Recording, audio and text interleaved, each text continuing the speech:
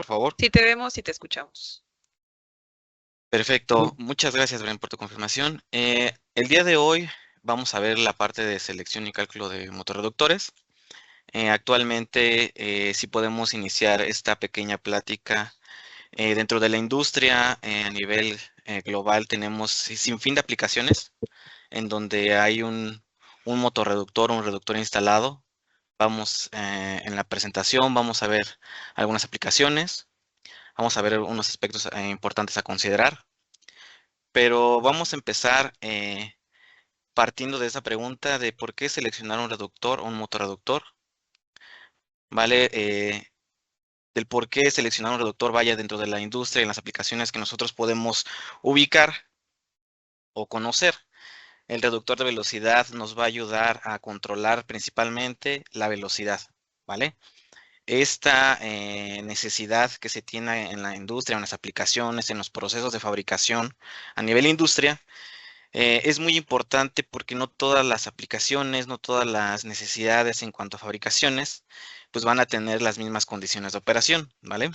Es por ello que es el por qué seleccionamos o el porqué del reductor de velocidad dentro de la industria, simplemente para modificar la velocidad e incrementar el par de un motor, perdón, o de un mecanismo en donde vamos a obtener mayor fuerza con una velocidad controlada a bajas RPMs o viceversa, incluso los podemos ver igual dentro de la industria como incrementadores de velocidad. Pero bueno, el día de hoy no vamos a ver esa parte. Vamos a hablar del cómo seleccionar las condiciones por las que tenemos que irnos o inclinarnos a la hora de hacer una selección, ¿vale? Y dentro de los beneficios, digo, ya estaba mencionando algunos, que tenemos a la hora de optar dentro de la aplicación, un reductor o un motorreductor. Uno, pues es el mayor fuerza o el par que vamos a poder suministrar a la máquina, el control de la velocidad, la adaptabilidad a diferentes tipos de motores dentro de la industria. Hay sin fin igual aplicaciones para motores eléctricos en donde las necesidades de operación para poder colocar un reductor, vaya, tienen que adaptarse ya a lo que se tiene actualmente. Y pues también es uno de los beneficios, ¿no?, que se tiene a la hora de optar por un reductor. Mayor eficiencia, ¿vale? En la parte de mayor eficiencia tenemos obviamente al tener un par mayor, obviamente estamos haciendo más eficiente el proceso que estamos controlando a través de este equipo. Tenemos un ahorro de energía, ¿vale? Básicamente porque igual podemos por ahí hacer una disminución de lo que es la capacidad del motor.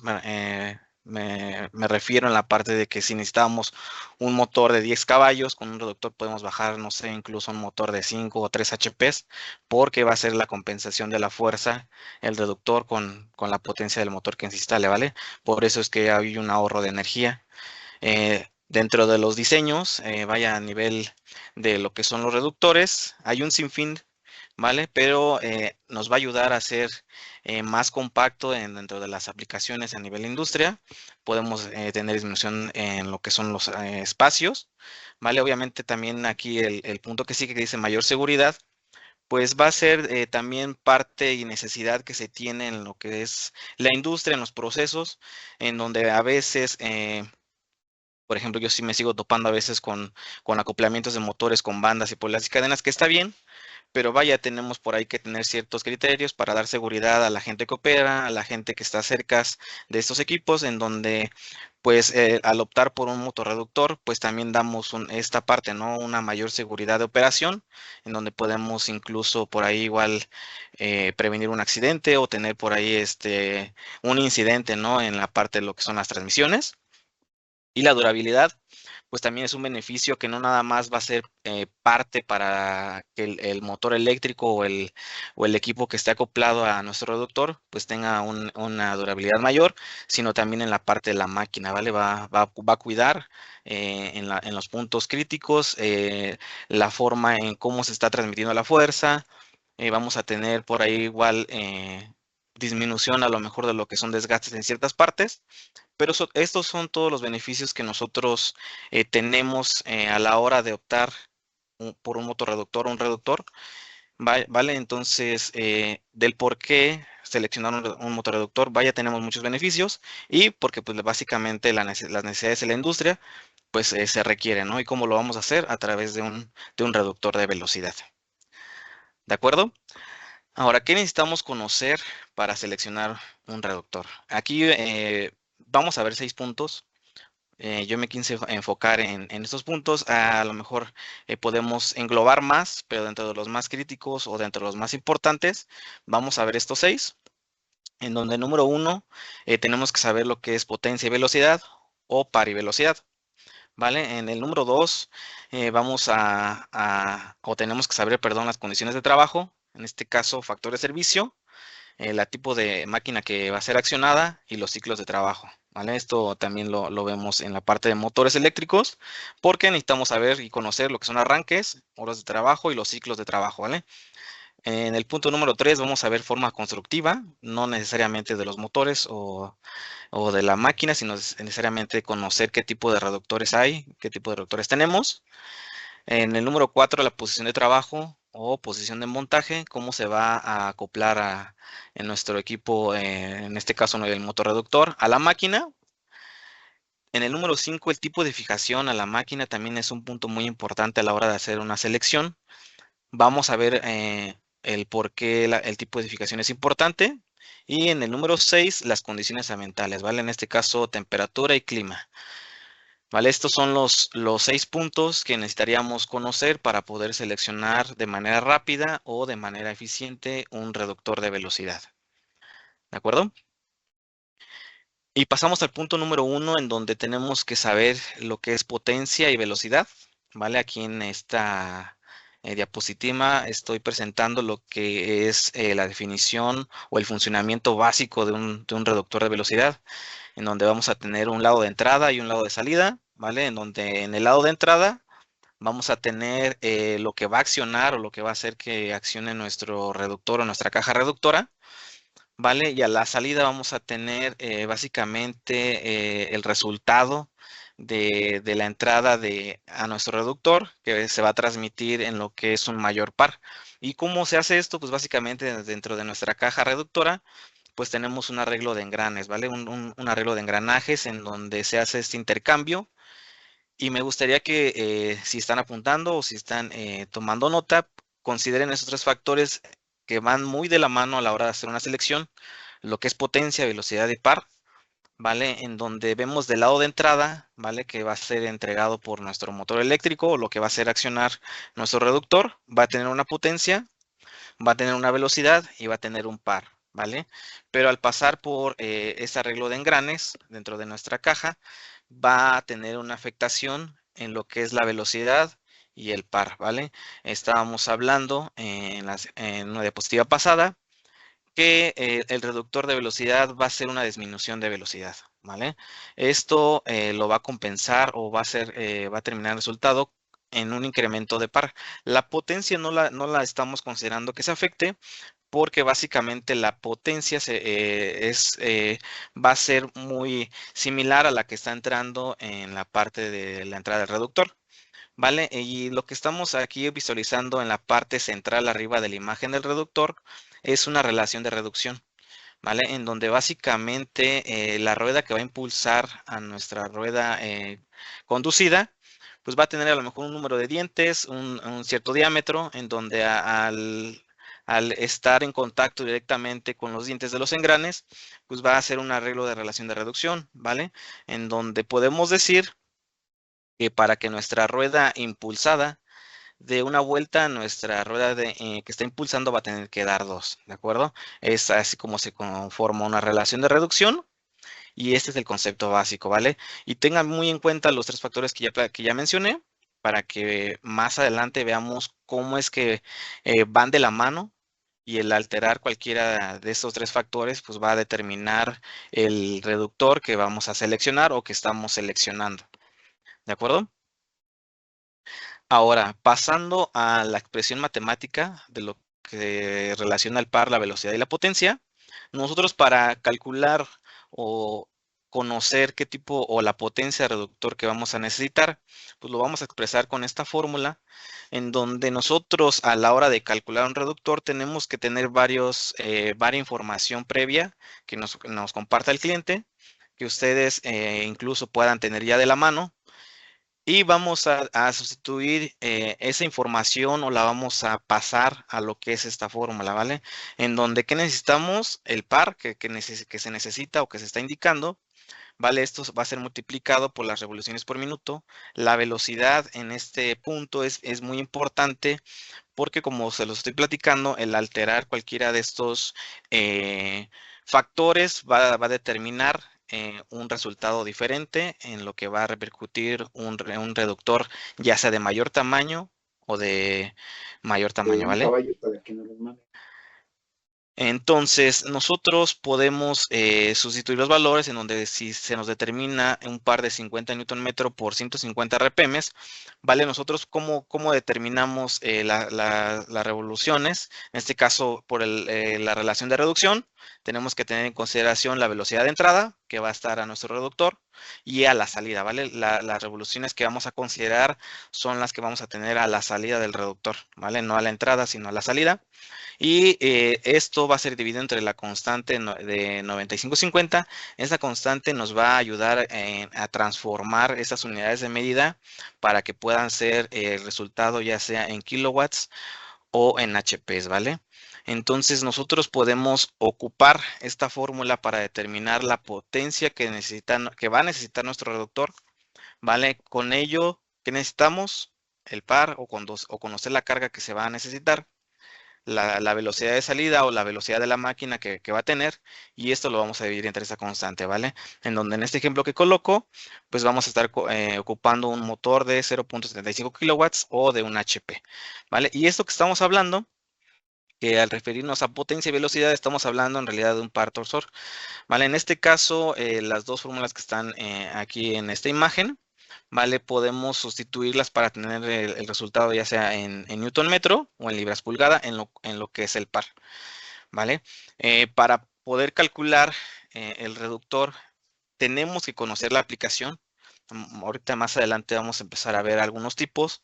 Voy a pasar algunas imágenes ilustrativas de ciertas aplicaciones, pero es bien crítica la parte de la aplicación, ¿vale? Si podemos platicar ahorita de manera rápida, no va a ser lo mismo calcular un motorreductor para una banda transportadora que calcular un reductor para un mezclador o que calcular un reductor para un elevador de carga, ¿vale? ¿Por qué? Porque básicamente los factores que van a estar incluidos en este tipo de cálculo van a variar, ¿vale? No van a ser los mismos factores. Entonces, ¿por qué pongo esta fórmula? Porque el resultado de tener esos factores ya identificados para este tipo de aplicaciones va a aterrizar en esta misma fórmula, ¿vale? En este caso, por ejemplo, si hablamos de una banda transportadora, pues tenemos nosotros que considerar, por ejemplo, los diámetros de los rodillos, en este caso, la velocidad de desplazamiento de la banda. En este caso, vamos a tener que conocer la capacidad máxima de carga que se va a incluir en lo que es esta banda transportadora. En el caso de lo que son la parte de los mezcladores, en la parte de la agitación, hay que conocer las densidades, hay que conocer el diseño propio del mezclador, que igual va a influir mucho en la parte de la selección del reductor, en donde todo esto que estamos platicando, como se los platicaba, va a aterrizar en esta fórmula, ¿de acuerdo? Es importante que ustedes la anoten, que la consideren para poder tener ese cálculo. Ahora, nosotros a la hora de determinar la potencia que vamos a necesitar y la velocidad, podemos aplicar lo que es la fórmula del parque que está aquí abajo para nosotros determinar si el reductor que estamos seleccionando va a cumplir con el par que está necesitando la aplicación o la máquina, ¿de acuerdo?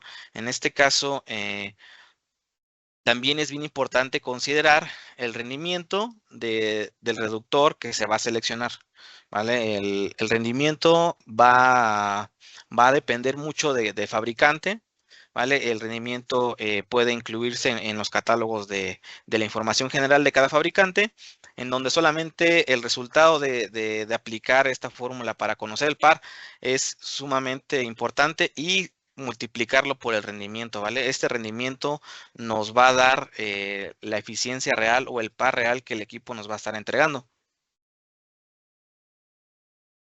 ¿De acuerdo?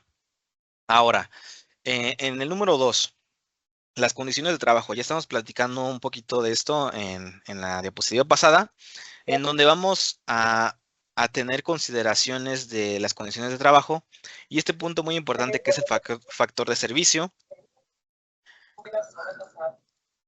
No sé si alguien tiene su micrófono encendido, creo que no. Bueno, al final vamos a dar espacio para poder resolver dudas o preguntas. Entonces, regresando a esto, el factor de servicio dice que es un índice que permite cuantificar la influencia de las condiciones extremas sobre el funcionamiento del reductor. ¿Vale? Igual cada fabricante tiene, por ejemplo, es tipo de tablas que estamos presentando aquí, en donde por tipo de aplicación se va a ir unificando el tipo de carga, ¿vale? En este caso, nosotros tenemos cargas uniformes, moderadas y fuertes, ¿vale? En donde el factor de servicio, si ustedes se dan cuenta, aquí empezamos a hablar de lo que veíamos en el índice de los temas, ¿no? Las condiciones de uso, los ciclos de trabajo, los paros y arranques, ¿no? Entonces, nosotros ya cuando tenemos identificado la potencia que vamos a necesitar, la velocidad que vamos a requerir o que la máquina tiene, ahora tenemos que pasar esa información a las condiciones de la máquina. ¿Vale? ¿Qué quiere decir eso? Que, por ejemplo, si volvemos al ejemplo de la banda transportadora, en donde es una banda transportadora de uso continuo que va a tener, hablando de, no sé, 10 paros por hora en un lapso de 8 horas de trabajo, en una condición de un turno o de 9 horas, tenemos que hacer ciertas consideraciones para que nuestro equipo que estamos seleccionando no tenga un mayor pérdida a la hora de funcionamiento o tenga desgaste prematuro y pueda fallar, ¿vale? A la hora de estar en operación. Entonces, en esta tabla que estamos visualizando, estamos platicando que estamos dividiendo en lo que son cargas uniformes, moderadas y fuertes. Tenemos aquí la separación en lo que va por ciclos de trabajo, ¿vale? Que va de 3 horas a 10 horas y uso continuo de 24 horas, en donde ustedes pueden ver en lo que es el tipo de carga o clase de carga en la parte uniforme. Para 3 horas podemos empezar desde punto 8, pero miren cómo cambia lo que es a uso de 24 horas, sube a 1.2, ¿vale? En donde si ustedes pueden observar ya en la parte donde dice clase de carga fuerte, a 3 horas tendríamos que considerar un reductor con un factor de servicio de 1.4. Se dan cuenta, ya es como si estuviéramos ocupando uno de 24 horas, ¿de acuerdo? Ahora, si nos vamos al de 24 horas, mínimo tendremos que ocupar de un factor de servicio 1.5. Ahora, ¿por qué mencionamos todo esto? Porque básicamente en el reductor de velocidad sí va a tener pérdidas a la hora de la operación. ¿Por qué? Porque hay materiales mismos propios del reductor o del motor o incluso de la máquina que van a ser consumidos, ¿vale? Por esa cantidad de energía o el par que el equipo va a entregar, va a tener una disminución porque va a estar viéndose afectada directamente por los materiales a mover o por la misma máquina a mover. Entonces, en esta parte, el factor de servicio sí es bien importante porque el factor de servicio se relaciona con las propiedades del servicio de la máquina al ser accionada.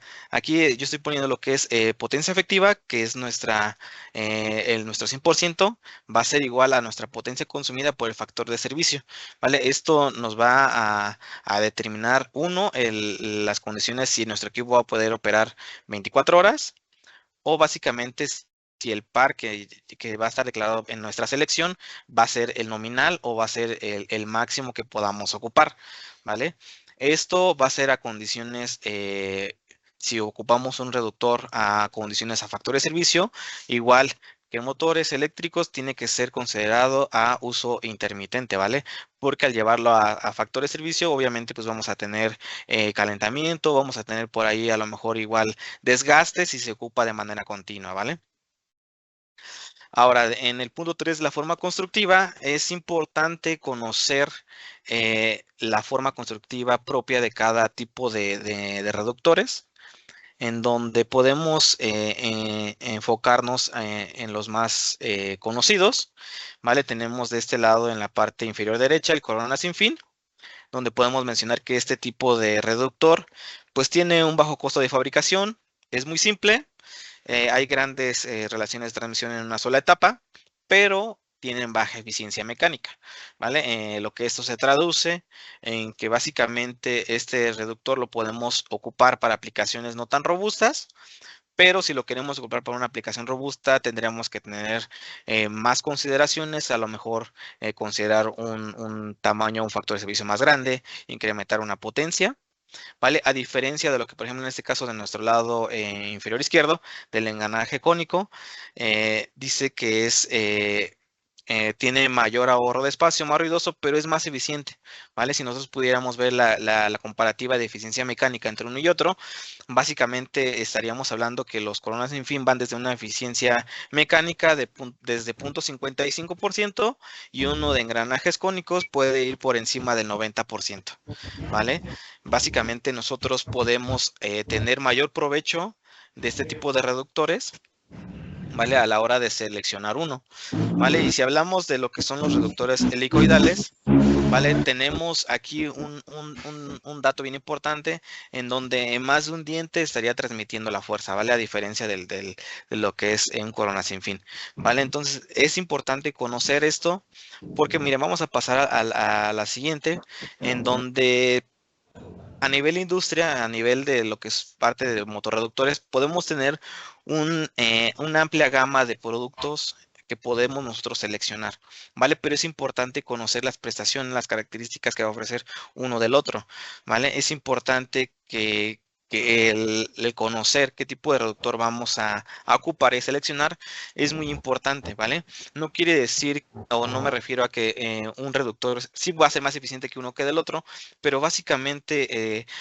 aquí viendo en la diapositiva vemos que muchos a lo mejor tienen eje sólido, unos tienen eje hueco, unos tienen la salida a 90 grados, otros tienen la salida de manera perpendicular al eje de entrada, ¿vale? En donde básicamente el reductor puede adaptarse o va a poder adaptarse a las necesidades que dentro de la industria se necesiten o de los Eso procesos, mandó. ¿vale? Pasamos al punto 4, en donde la posición del montaje es un punto importante a considerar en la selección del reductor. ¿Por qué? Porque dentro de nuestra caja reductora vamos a tener un aceite, ¿vale? Este aceite va a permitir la lubricación de las partes internas, en este caso los engranes, los rodamientos, ¿vale? En donde la posición también es muy importante para poder determinar la ubicación de los respiraderos, ¿vale? Hay tipos de reductores en donde se incluye un respiradero para liberar presión, en donde es importante que se ubique en la posición correcta para que no se vaya a fugar el aceite por este componente propio que se coloca en el reductor de velocidad.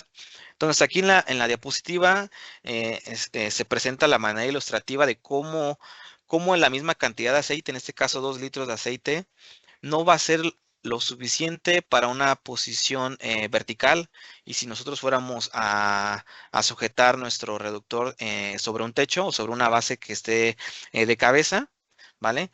En donde estamos platicando, donde tenemos rodamientos, tenemos la parte de ciertas partes que necesitan ser lubricadas, los engranes, por ejemplo, aquí en la parte de donde dice incorrecto, de mi lado izquierdo, donde se ve la diapositiva, ¿vale?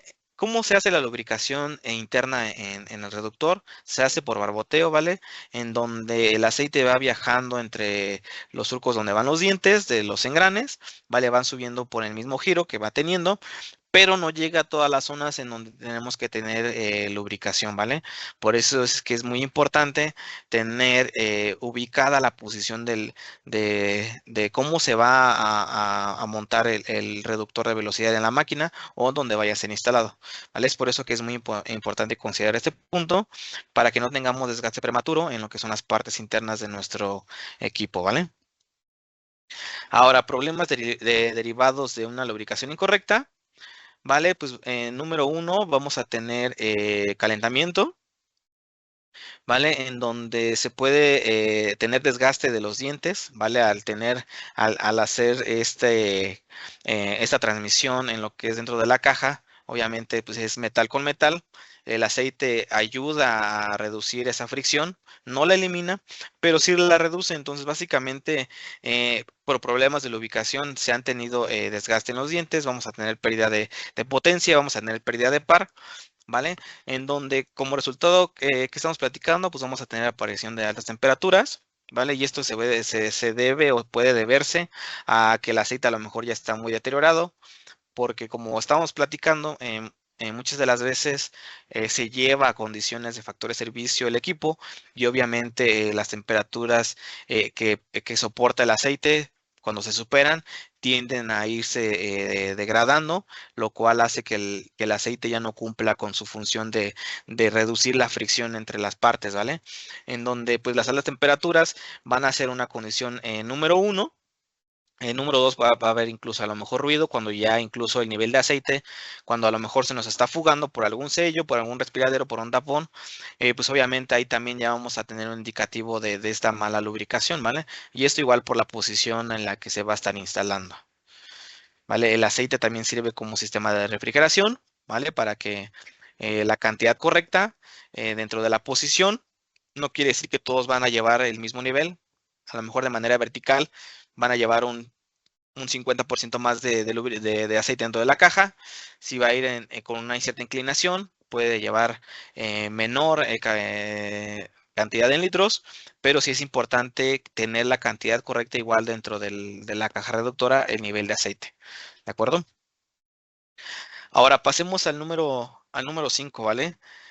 En donde el tipo de fijación a la máquina, ¿vale? Vamos a hablar de métodos de acoplamiento, cómo es que en la industria, ahorita que lleguemos a la parte de lo que son las preguntas, a lo mejor hemos visto cómo a nivel industria están acoplados o cómo están instalados, ¿no? Dentro de la industria. Aquí estoy partiendo de este primer ejemplo, en donde tenemos un motor que está acoplado mediante una banda y poleas a lo que es el reductor de velocidad, ¿vale? Y este método de acoplamiento pues sigue siendo pues muy usado, ¿no? Dentro de la industria, incluso puede ser con sprocket y cadena, en donde el hacer este tipo de acoplamiento pues igual lleva una metodología, lleva ciertas herramientas incluso para poder hacer una alineación correcta, ¿vale? En donde también aquí a la hora de hacer la selección de nuestro motorreductor es bien importante conocer, ¿vale?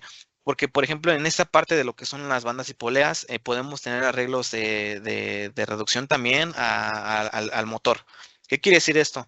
Si el motor es 4 polos, que va a estar entregando 1750 RPMs, y tenemos un arreglo de bandas en donde a lo mejor este arreglo de poleas y bandas, a la entrada del reductor, ya no van a entrar las 1750, pueden entrar, no sé, 800, dependiendo del arreglo que se tenga, y la velocidad resultante, ¿vale? A la salida del reductor va a cambiar totalmente.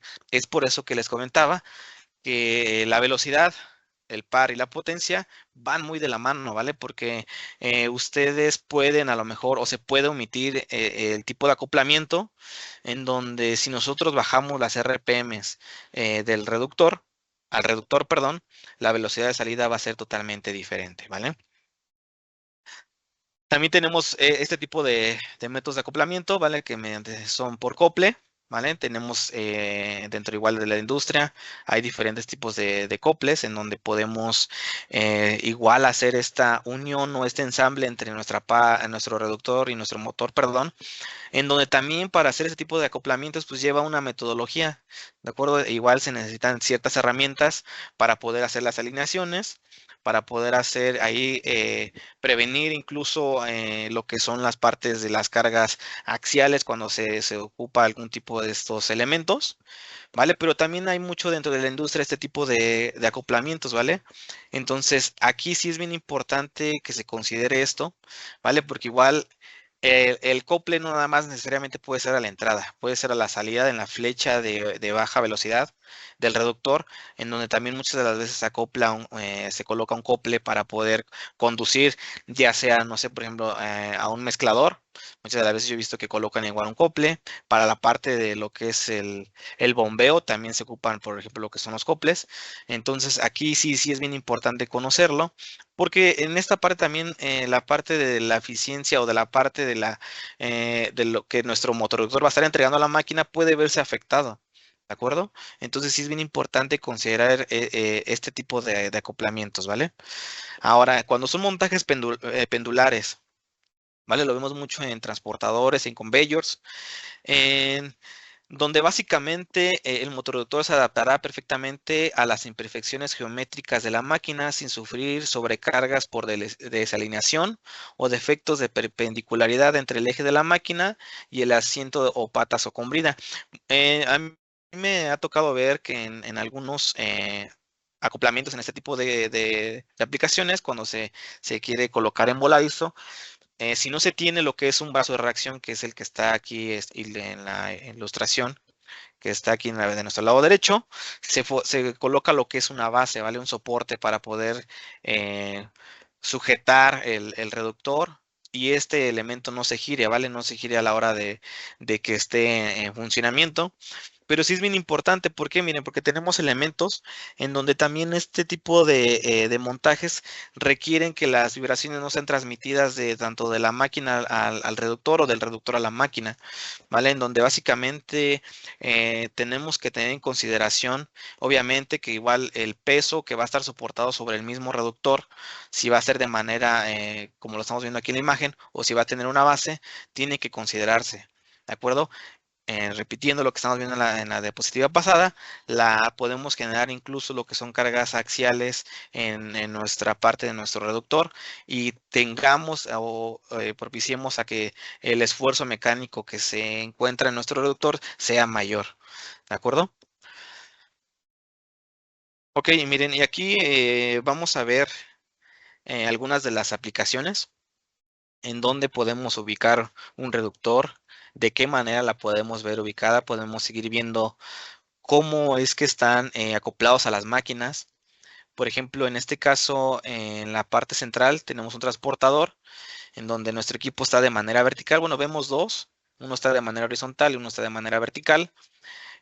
Uno puede tener base, el otro puede tener soporte amortiguador que ya vimos. En la parte de lo que es de nuestro lado derecho, en donde está la parte de mezcladores, se considera una base y donde nuestro reductor va a sentar sobre una brida de salida o una brida en baja velocidad, ¿vale? Donde va a ser sujetado, va a ser acoplado directamente a esta base para que no se gire y pueda entrar el eje o las aspas del mezclador o del agitador, ¿de acuerdo? En la parte de los puentes de grúa, pues es muy similar, podemos tener lo que son los soportes amortiguadores o las bridas en baja velocidad. ¿De acuerdo? También vemos en más aplicaciones transportadores helicoidales, transportadores de grano, ¿vale? En donde cada uno del reductor que nosotros vamos a seleccionar tiene que poder adaptarse a este tipo de aplicaciones, al acoplamiento, como ya lo estamos hablando, y a las condiciones a las cuales va a ser sometido el equipo. ¿Vale? También tenemos transportadores, los vemos en transportadores aéreos, incluso para bombeo, en mezcladores de polvo, en válvulas rotativas, ¿de acuerdo? En donde hay cada factor, era lo que estábamos platicando al principio, para poder calcular el reductor que vamos a ocupar, va a ser muy en función a este tipo de aplicación a la que va a seleccionarse, ¿de acuerdo? No podemos considerar a lo mejor las mismas condicionantes, los mismos factores, porque la operación va a cambiar, ¿de acuerdo? Ahora, en el punto 6, dentro de lo que son las condiciones ambientales, ¿por qué lo consideramos un punto importante a la hora de seleccionar un reductor? Porque básicamente tenemos que saber dónde va a estar ubicado, qué es lo que va a accionar el equipo y en donde los factores principales a considerar. Número uno, altitud. ¿Por qué? Porque básicamente vamos a colocar lo que es un motor eléctrico, si es que se va a acoplar de manera directa o va a ser mediante un cople, como lo estamos viendo aquí en la imagen. Porque obviamente pues, a mayor altitud la densidad del aire va a cambiar. Vamos a necesitar a lo mejor un sistema de refrigeración diferente para poder prevenir el desgaste de las partes internas, como lo estábamos viendo, por la temperatura del aceite a la que se va a estar alcanzando. ¿Vale? Por eso es que la altitud también es importante, va a ir afectando directamente a nuestro motor que va a estar acoplado, ¿vale? En el número 2, agentes corrosivos, básicamente en dónde está ubicado, ¿vale? Si a lo mejor si hay mucho polvo, en donde a lo mejor si hay mucha humedad, si hay condiciones incluso en donde pueda haber un agente que pueda ser explosivo, también tenemos que considerarlo. La temperatura ambiente es importante y no nada más de la zona donde está instalado, sino por ejemplo aquí en la imagen puede estar incluso el equipo arriba de un horno o de una caldera en donde muy posiblemente igual vamos a necesitar un aceite de mayor capacidad térmica en donde no tienda tanto a degradarse tan rápido o incluso un sistema de enfriamiento diferente. ¿Vale? Y la zona de operación, pues básicamente tenemos que identificarla porque pues a lo mejor tenemos, no lo sé, no va a ser lo mismo colocar un reductor grado alimenticio, para a lo mejor para un ingenio, para una mina, en donde la pintura también juega un papel muy importante, ¿de acuerdo? La pintura no solamente la consideremos como algo estético, sino realmente la pintura tiene un factor de protección a las condiciones a las que va a estar sometida el equipo. ¿Vale? Básicamente tendríamos que hablar de más factores para poder hacer una selección correcta, no solamente el cálculo, sino la selección correcta de qué prestaciones más vamos a sumar a nuestro equipo, ¿de acuerdo? En donde las zonas de operación, por ejemplo, vimos que pueden ser verticales, a lo mejor si va a estar a la intemperie, hay que colocarle un dispositivo en el motor para que el agua no entre a lo que es en la parte del motor, incluir a lo mejor algún tipo de sellado diferente. ¿Vale? Es por eso que las condiciones ambientales de las condiciones en donde va a operar nuestro equipo, pues son de suma importancia, ¿vale? Hasta ahorita, estos son los 6 puntos que, que nosotros deberíamos considerar para poder hacer un cálculo y una selección. Ahora, pasando a la parte podemos concluir que no solo se trata de calcular, ¿vale? La potencia y la velocidad del reductor mismo, ¿vale? Ya vimos que hay más factores que tenemos que considerar para hacer un cálculo y una selección, ¿vale? En donde uno podemos tener un cálculo exacto de potencia, un cálculo exacto de velocidad, un cálculo exacto de factor de servicio, pero si no consideramos todo lo que ya vimos, vamos a tener a lo mejor un desgaste prematuro, una falla prematura en el equipo que ya calculamos, ¿vale? Entonces, a mí me gustaría concluir con esto para que ustedes tengan en consideración todos estos puntos, ¿vale? Nosotros, como ve, podemos a lo mejor apoyar en hacer algunas recomendaciones a la hora de hacer algún cálculo, ¿vale? Como se los comenté, el cálculo va a ir dependiendo de cada aplicación, no van a ser los mismos factores, pero podemos por ahí ayudarlos en hacer alguna revisión de datos, ahora sí que la recabación de información, del análisis técnico que se tenga que hacer, pues también es muy importante, ¿no? Es muy importante lo que los clientes o los clientes nos dan para poder hacer la selección de este tipo de equipos para la industria, ¿de acuerdo? No sé si hasta aquí tengan alguna duda, algún comentario por parte de la presentación. eh, de la información que me quería presentarles es esta.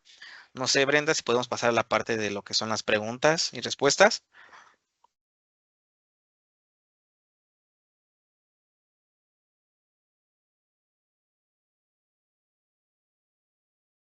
No, todo muy bien explicado, gracias.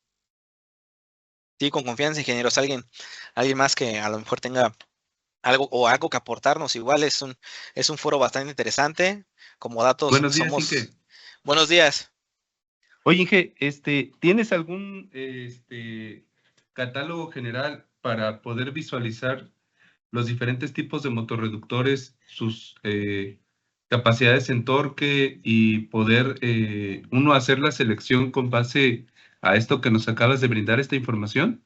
Sí, ¿O claro que no sí. tienen? Ajá. Tenemos catálogos de informativos para que ustedes los puedan tener. Yo creo que igual para hacérselos llegar, si se registraron, yo creo que con la presentación podríamos compartírselos para que los tengan y puedan ver la información que necesitan, Inge. Sí, el link de descarga. Y me comentaba uno de tus compañeros Sí, que eres totalmente compatible con la marca Zio, la Zio Drive. Es decir, podemos sustituir uno a uno, ya que en dimensiones son muy similares. ¿Es correcto esta información? sí, Inge, es correcto. Miren, la realidad es que sí. No, a lo mejor no en todos, porque sí tiene a lo mejor por ahí unos tamaños diferentes, pero si hablamos, por ejemplo, en lo que son los colineales, ejes paralelos en 90 grados, contamos con ejes milimétricos en pulgadas, las dimensiones de anclaje van a ser muy similares. Y sí, sí, realmente somos compatibles en la mayoría de los modelos, ¿vale? Ok, y para aplicaciones de torque desde 0 RPM, bueno, desde una RPM,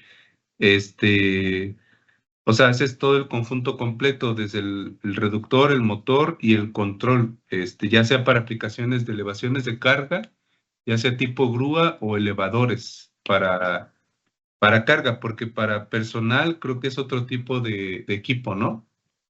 Sí hemos cotizado por ahí algunos, hemos estado en análisis de alguno para personas, pero sí que podemos, miren, podemos ocupar la parte de lo que son los motores eléctricos de cualquier línea, en los reductores industriales que van desde potencias arriba de 100 HPs, incluso hasta media tensión, podemos ofrecer por ahí una solución integral. Nosotros la llamamos Bake Motion Drive, en donde podemos ofertar lo que es motor, reductor y el accionamiento, ¿vale? En este caso un variador de velocidad o incluso el sistema de monitoreo. Ok, Inge, yo sí te agradecería muchísimo que me compartieras por lo menos el link del catálogo para poder familiarizarme con él, porque yo trabajaba mucho con lo de SIUP, pero te estoy Ah, hablando ok. hace como 10 años, 15 años. Ellos tenían un libro muy, muy grueso donde uno podía seleccionar con base a la aplicación y el torque, el reductor y ya posteriormente todo lo demás, ¿no? Sí, sí, claro que sí, que se lo hacemos llegar con la presentación. Perfecto, gracias, excelente curso. Gracias, gracias. ¿Alguien más que quiera aportar algo, participar? Yo, Inge, Buenos días. bueno, Una pregunta, para maquinar un eje, para montar un reductor hueco, ¿cuál sería la tolerancia para el maquinado? Va a depender igual de cada fabricante, Inge. No sé qué tipo de reductor sea el que quiera maquinar. Pues en este caso no es de su marca, pero no debe haber alguna tolerancia genérica, ¿no? Para maquinar el eje Mm, y poder meter los reductores sin problema, ¿no? Pues mire, sí, sí y no, Inge, porque igual la forma y en cómo se fabrica, obviamente también va a depender de cada.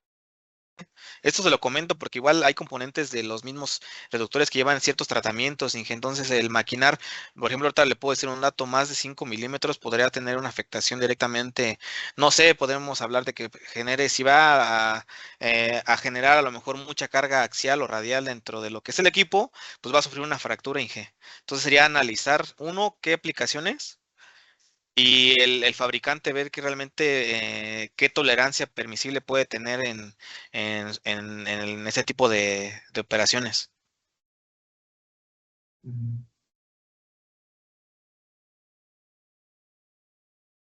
Sí, ¿alguien más? ingeniero, Sí, bueno, no sé si de favor pudiera, posterior a la reunión, no sé, ahí llame un mensajito.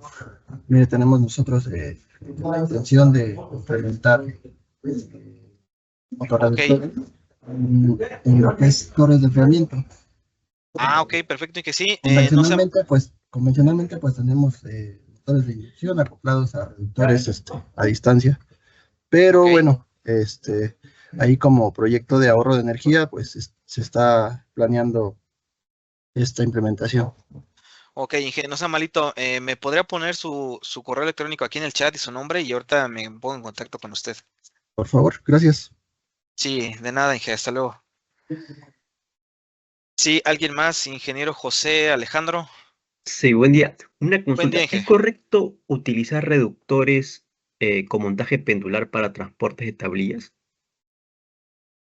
Pendular para transporte de tablillas. Ah, mm, Mire, Inge, si quiere, igual, no sé si me puede regalar esa info bien, necesitaría analizar el tipo de cargas que se pueden generar al reductor. Supongo que va el transporte de tablillas, no sé si vaya a querer el reductor o considere el reductor con un eje sólido, o si vaya a No, colocar eje un hueco. eje Es con hueco. eje hueco, sí. Ok, nada más habría que analizar eso, Inge, las cargas radiales y axiales que se van a requerir para poder Ah, determinarlo. ok. Puede De acuerdo. acoplarse, mire, el pendular, como lo vimos en algunas imágenes, podemos acoplarlo con brida en baja o con un soporte amortiguador para que no se gire. Ya de acuerdo. Ya, gracias. Sí, sí, no sé si alguien más quiera Ingeniero, buen día. Disculpe, Buenos y días. durante la selección, ¿qué tanto es irse a seleccionar un reductor con un acople de baja o seleccionar un reductor con eje hueco? ¿Qué consideraciones se tendrían que tomar en este caso? Para seleccionar un reductor mediante acoplar a la máquina con acople. ¿Con acople en baja Ajá. o seleccionar un reductor con eje hueco? Ok, mire, si usted va a ocupar un reductor con acoplamiento rígido, obviamente también tendremos que ver qué tipo de acoplamiento va a usar, Inge. Si es de elemento elastomérico flexible o si va a ser rígido, por ejemplo, hay de cadenas. O si, por ejemplo, se va el eje sólido, eh, necesitaríamos ver en lo que son los reductores pendulares. Ya en algunos tamaños hay los que vienen con rodamiento reforzado para soportar ese tipo de cargas axiales y radiales, en donde a lo mejor no tendríamos ningún tema. Nada más sería necesario conocer qué tipo de acoplamiento se va a usar, porque como lo vimos en la presentación, dije, cada tipo de este tipo de acoplamientos lleva una metodología diferente para alineación, ¿vale? En donde si no se considera una alineación correcta, vamos a generar cargas axiales y radiales mayores a las que va a soportar nuestro eje hueco o sólido, y vamos a provocar por ahí un desgaste incluso en los rodamientos, ¿no?